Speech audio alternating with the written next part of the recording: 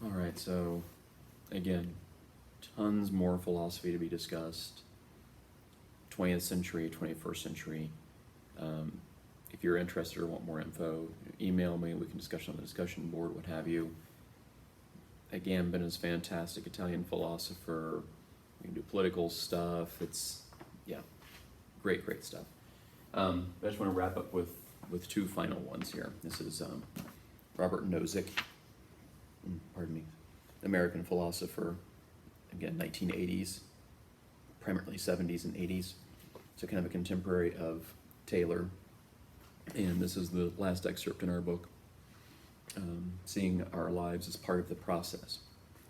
And so I think the key line here is he's talking about somebody having a philosophy, top of 817, when she has a thoughtful view of what's important, a view of her major ends and goals and of the means appropriate to reaching these. So not only do you value things, you also have future orientation. You think you know where this project might land or should land. A coherent view of aims and goals can help to guide someone's life without being invoked explicitly. Right? So again, this tie of biography to philosophy, living your philosophy rather than writing it down necessarily. Most often it will not be written down, that is. Rather, a person will devote some of her general alertness to monitoring how her life is proceeding. Only when she is deviating significantly from what her philosophy calls for will it be brought to conscious attention. A philosophy of life need not make life over-intellectualized. So like Seneca and Lucretius and some of those early folks were warning, and even Montaigne were warning against the overemphasis on the intellectual, though that is a part of it. There's more to life than that. Nozick is echoing that again in 1989. You hear it echoed again today. We'll get back to it with Susan Wolf here in just a few moments, right? That philosophy is not just a thing to be studied. Philosophy should be how to live your life. Otherwise, why are we bothering with it? Perhaps life defies formulating a general theory to cover it all. Maybe life is too all-encompassing, Nozick says, but he's going to attempt to anyway. Give in sketch, give in brief, give in outline, give a blueprint, right? Like Heidegger did, like Sartre. These are some of the universal conditions. But here's the example that I really like on page 817. If we imagine scores or points given for the components of a person's existence, where the maximum score is 100, being alive might bring 50, being human might bring 30, being at some reasonable threshold of competence and functioning might bring 10 more points, adding up to 90 points thus far. The question of how to live, then, according to what particular philosophy, would concern to determine only how many of these remaining 10 possible points one would achieve or gain. A part, then, of philosophy's advice, bottom of that paragraph, about the discretionary part of life, this last 10%. The possible 10% left would be to spend some of it focusing upon and appreciating the 90% that is already present.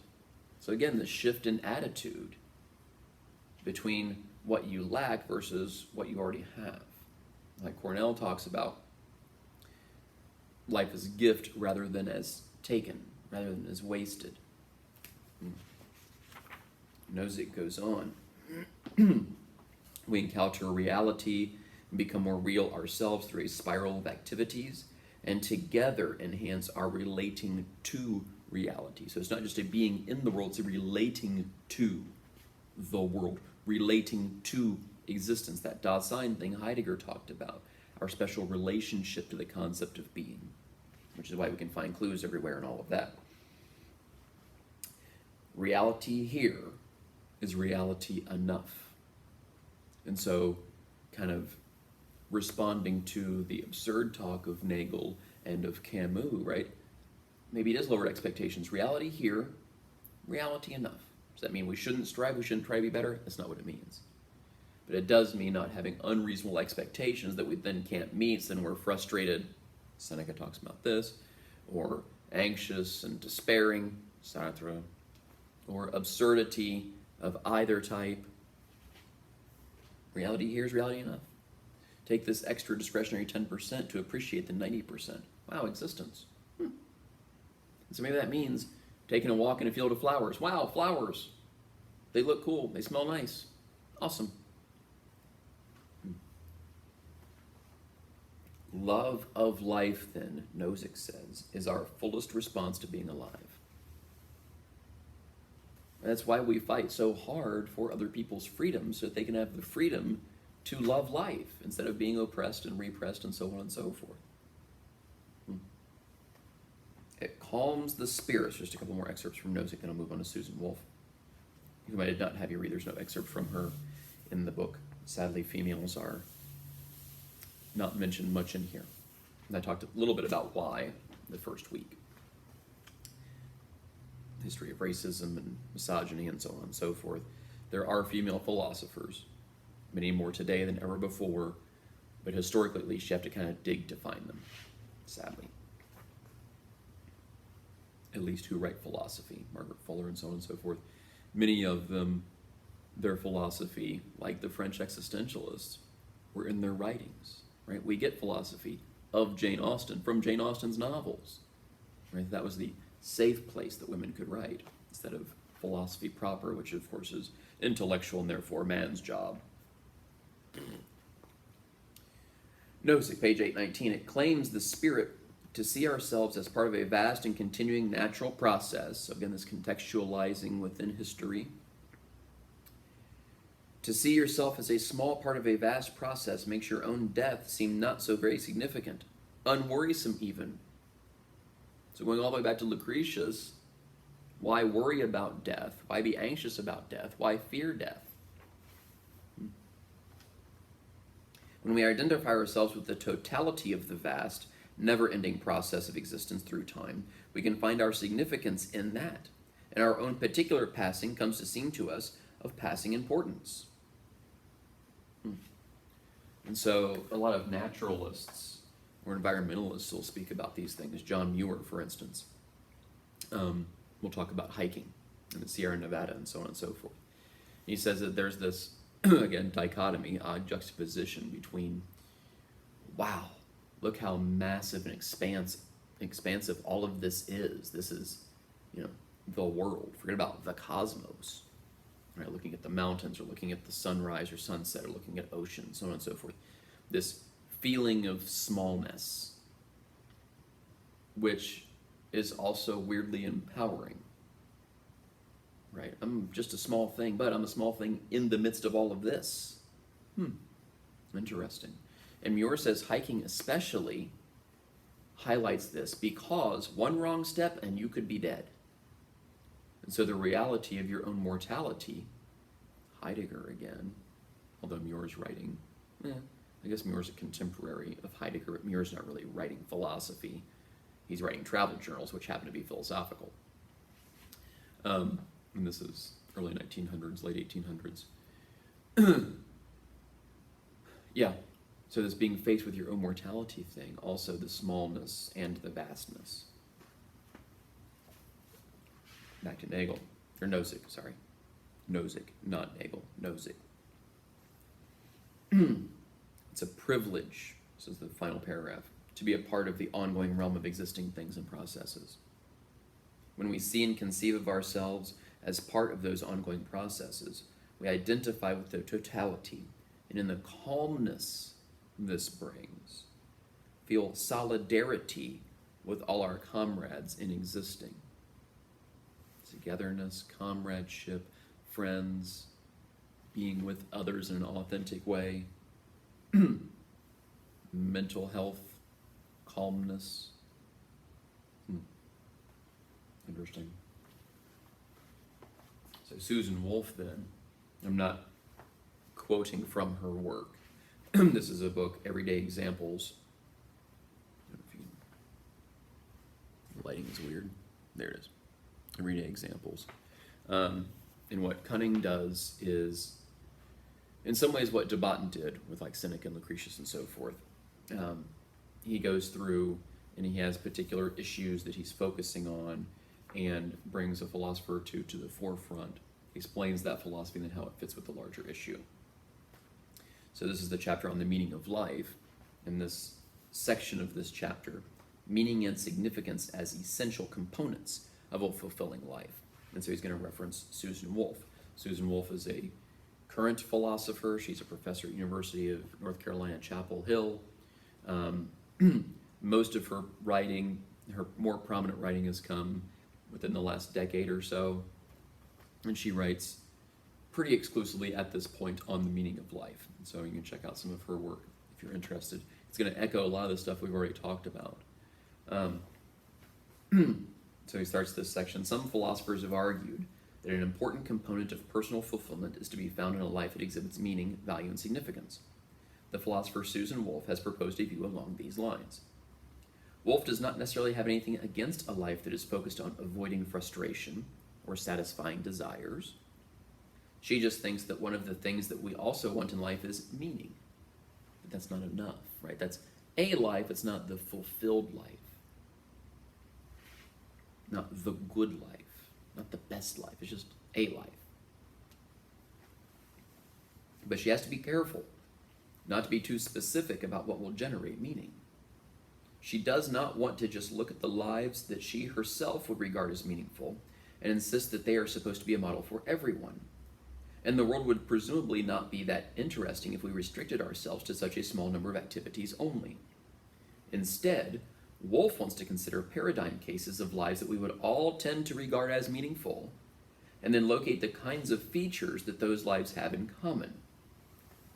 And so she wants to talk about ongoing projects. So she has this distinction between the blob and the blobe.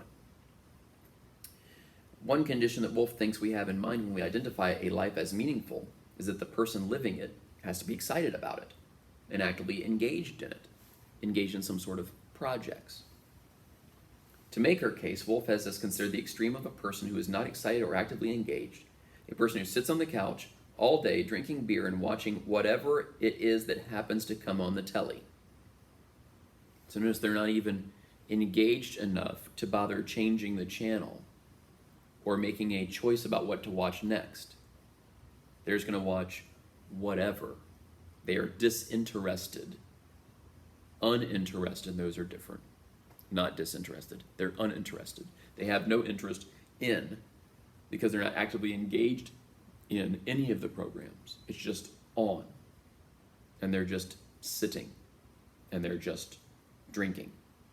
Wolf's not saying watching TV, unmeaningful.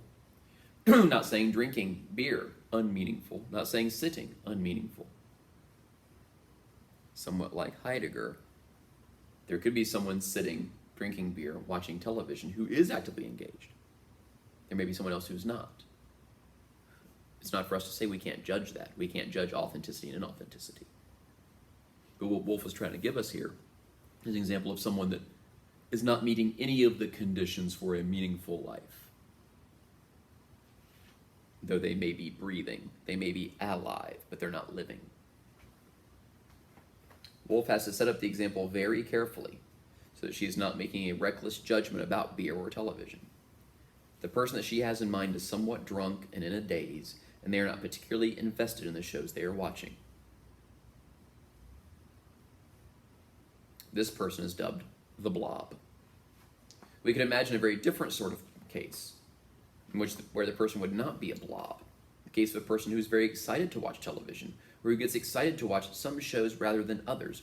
This very different person keeps track of the particular aspects of the television world that concern him. He communicates about that world with people who are like-minded, might keep a journal or a blog. The person might also be discriminating about which beer they drink. This is not Wolf's blob. Instead, we might call him the blobe. An unfortunate feature of Wolf's own example is that because the blob's a beer-drinking television viewer, she might appear to be suggesting that any life along those lines is the life of a blob. She realizes this and remarks, and this is Wolf's own words now. Not that I have anything against television or beer.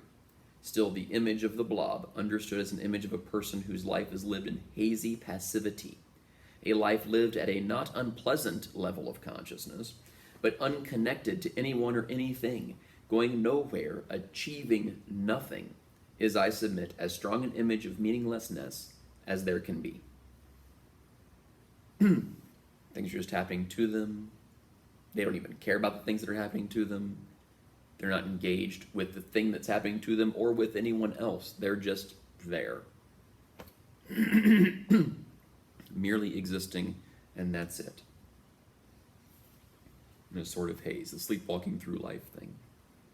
Another criterion that Wolf thinks we have in mind when we speak of a person as living a meaningful life is that the person have some goal or goals that they see as having long-term value, and that their everyday pursuits contribute to these. Again, these ongoing projects that are going to outlast that person themselves, probably, in their own existence, leaving things better than they were when they started. Progress being measured by where you've come rather than where you're going. Where these called, one of my friends called it these legacy projects. If you're leaving a legacy, you're not going to finish it. You're going to start it so that someone else can move it forward, someone else can move it forward. In contrast, and so this is quoting Wolf again, in contrast to the blob's passivity, we may imagine a life that is full of activity, but silly or decadent, or useless activity. We may imagine, for example, again, not that she has anything against any of these particular things, she's just trying to give us an image here. The image of one of the idle rich who flits about, fighting off boredom, moving from one amusement to the other. She shops, she travels, she eats at expensive restaurants, she works out with her personal trainer.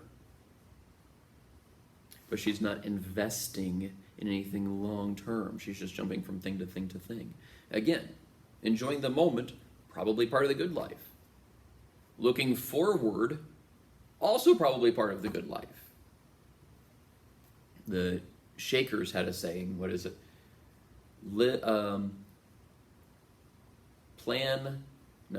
Live like you'll die today. Plan like you'll live forever. That's kind of like a journal topic I gave you. This person, back to Cunning's explanation of Wolf, this might be a person who goes on shopping spree one day, gets on a plane to Europe the next, and who just jumps from activity to activity. This is a person who never regards her current activity as especially significant, but instead sees it as highly disposable. Wolf then gives more criteria. A third criteria that Wolf thinks we have in mind is that the person living that life is to some degree successful at the pursuits to which they are committed. Now, this success could be viewed internally. The person themselves feels as though they're succeeding something, and or externally, which then raises the very interesting question that I included on the exam. A person who dies before their work comes to fruition. Further, Wolf is supposing that one of the things that comes with meeting the first three criteria is that the person has an experience of meaning. The person living the life experiences meaning or value in that life that they're living. So again, this internal thing, the state of mind, stuff we talk about with Lucretius and Seneca and all those guys. Let's imagine that, to delineate the distinction between the two, imagine that the globe has been hooked up to a matrix machine their entire lives, the experience machine, like one of the journals. They have not been doing the things that they believe they have been doing, and their entire lives are a lie. But while they are in the machine, they certainly have an experience of their lives as meaningful and significant. There is then a separate question about whether or not a life in the machine is significant or meaningful, in fact, right, from the external viewpoint. Wolf is proposing that part of what we have in mind when we speak of a life that is meaningful is that the life produces or exhibits actual value. So it's this internal and external.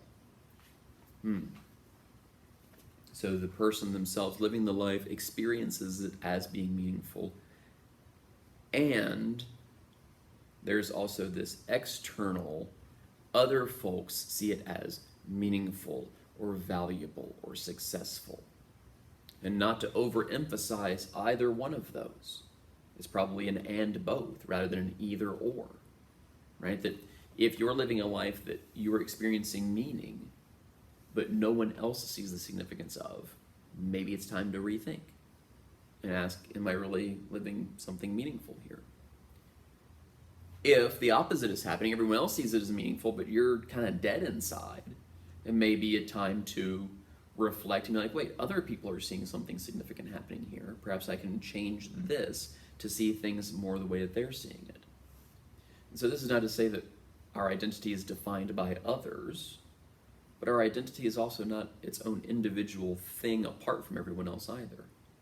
Neither of those extremes is probably healthy. There's this community thing, this give and take thing. Derrida with the network thing, or what have you. Yeah. So I want to keep this one short, but I wanted to give you as much as, well, not as much as possible. There's tons more stuff out there. I wanted to kind of give you a fuller picture, because Woolf is writing, I mean, her last philosophical work came out 4 years ago. So I wanted to kind of paint this picture from Heidegger up to today, as far as the good life, meaningful life stuff goes, in order to give you more stuff for your exam that you can then draw from and think about and ruminate on. Okay? Yeah. See you next time.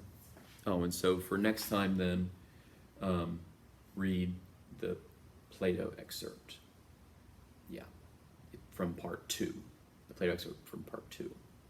The Allegory of the Cave, which some of you have probably read before. If you read it before, go and read it again. If you never read it, read it. See you then.